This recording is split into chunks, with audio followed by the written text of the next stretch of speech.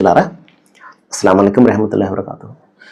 మీతో 2 నిమిషాల కార్యక్రమం ఖురాన్ యొక్క సందేశము. ఈ రోజున మనము 28వ అధ్యాయం నుండి 56వ వాక్యాన్ని తెలుసుకుందాము. దైవము ప్రవక్తల ద్వారా ప్రజలకు మార్గనిర్దేశన చేస్తాడు. మార్గదర్శకత్వానికి ఒక మార్గాన్ని ఆయన చూపిస్తాడు. ఇష్టమైన వారు దాన్ని స్వీకరిస్తారు. అయితే మన చేతిలో ఏమి కూడా లేదు. మనము ఒక మనిషి యొక్క మనస్సును మార్చలేము. మనము అతనికి హితబోధ మాత్రమే చేయగలము.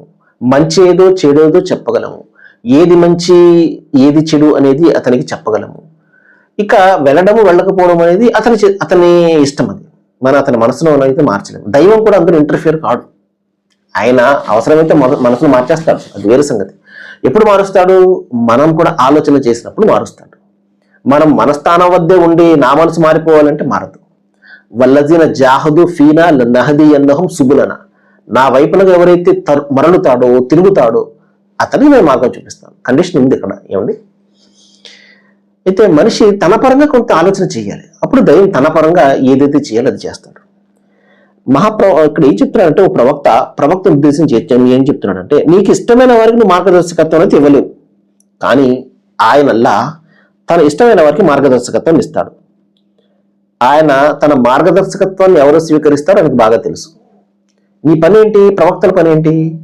కేవలము సందేశాన్ని మాత్రం ఇవ్వడం, హృదయానికి హత్తుకునే విధంగా బోధన చేయడము, రాబోయే ఆ దినాన్ని గురించి భయపెట్టడము. ప్రళయ దినం ఉన్నది, తీర్పు దినం ఉన్నది, స్వర్గ నరకాలు, వీటి గురించి, స్వర్గం గురించినటువంటి శుభార్తలు ఇవ్వడము, నరకం గురించినటువంటి హెచ్చరిక చేయడము. ఇది ప్రవక్తల యొక్క ప్రధానమైనటువంటి పని. అదేవిధంగా జీవితంలో ఏదైతే అతని విషయాలు ఉంటాయో ఆ విషయాల్లో మార్గనిర్దేశన చేయడం.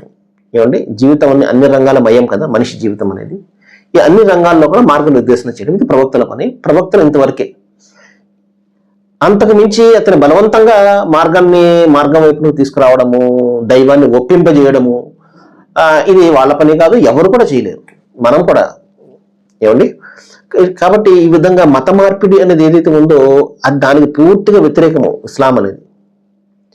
మతాన్ని మార్చడం అనేది ఎవరి వల్ల కాదు.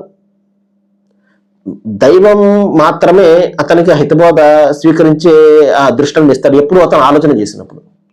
కాబట్టి అతని మతి ఇంపార్టెంట్, మతం కాదు.